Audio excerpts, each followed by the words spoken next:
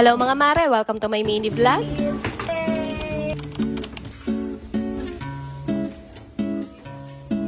Ito yung part ng bahay namin na never ko pa naipakita sa vlog. Kung ganito ba naman kasabog at kakalat mga mare papakita ko pa ba? Sobrang dami ko talagang ganap ng araw na to dahil eto din nga yung araw nung naglagay kami ng hanging shelf dun sa may ibabaw ng ref. At parehong araw lang din nung nagkabit ako ng wallpaper dun sa may mini pantry na. Talagang nilubos-lubos ko na yung kasipagan ko nung araw na yan. Wala kasing pasok sa school yung mga anak ko nung mga araw na yan kaya sinamantala ko na din habang may mapagbabantay pa ako sa batang maliit. Ilang buwan na rin siguro mga mare nung huli kong nalinisan tong loob ng cabinet na to. Kaya kung napansin nyo nga kanina ay meron na din palang mga pupo ng ipis sa loob. Mga nilalagay ko lang ng mga gamit dito ay yung mga hindi ko madalas ginagamit. Kagaya nitong mga malalaking mangkok at mga tupperwares na nagagamit lang namin kapag may occasion. Yung mga ibang gamit dito na hindi ko talaga nagagamit ay pinagtatanggal ko na lang.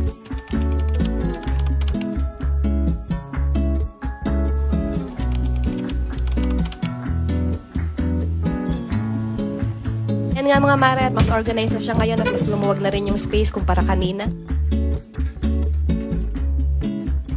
Ang sarap lang kasi talaga sa pakiramdam kapag natapos mo na lahat ng mga ligpitin mo. At ang aliwalas din tignan kapag lahat ng mga gamit nakaayos at naka-organize. Sinagabihan naman nga mga mare, eto, tagasikaso na rin ako ng aming panghapon. Request nga yung asawa ko na mag-barbecue naman daw kami ngayon. Kaya eto nga, nilabas ko lang tong electric barbecue griller ko at dito na nga lang ako magluluto. Kanina nga, binabad ko na rin tong liempo para mas manuot yung lasa. Alam niyo ba mga mare, sobrang nahihirapan talaga ako magpabaga ng uling kaya buti na nga lang at meron kaming ganitong luto. Pero syempre, iba pa rin talaga yung lasa ng inihaw sa uling kaysa yung niluto sa ganito. Pero kung gusto mo naman ng mas convenient at walang kahasal-hasal na pagbabarbecue perfect naman tong isang to. Pagkasalang mo nga kasi dyan maghihintay ka na lang na maluto yung barbecue. Automatic na nga kasi itong nagro-rotate tapos hindi ka na rin nga mangangamoy usok dahil smokeless na din nga. Siya kung gusto nyo rin ng ganitong electric griller, ilalagay ko na lang din yung link sa comment section. Eto nga, dumating na rin yung asawa ko galing trabaho. Tingnan nyo naman at basta-basta lang talaga naghuhubad kahit nagbi-video ako. Alam nyo ba minsan ang dami kong kinakat sa video ko dahil bigla-bigla nga lang yung sumusulpo tapos nakahubad. Feeling niya yata si Gardo Versosa siya pero bundat naman yung tiyan. Kaya para madala ka, bahala ka dyan, ipopost kita ngayon.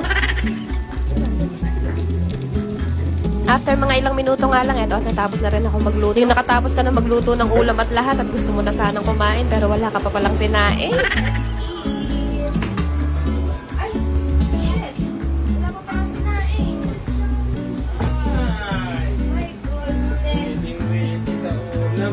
O kaway-kaway sa mga nakaka-relate dyan sa ganitong pangyayari. Alam nyo ba sa totoo lang madalas talaga tong nangyayari sa akin. Simula talaga nung masiyas ako sa batang maliit medyo naging makakalimutin talaga ako. Buti na nga lang at meron pa kami ditong konting bahaw na kanin kaya ito na nga lang muna yung kakainin na. Medyo nagugutom na rin kasi kami at medyo late na rin yung hapunan ng batang maliit kung hihintayin ko pa yung sinaing ko.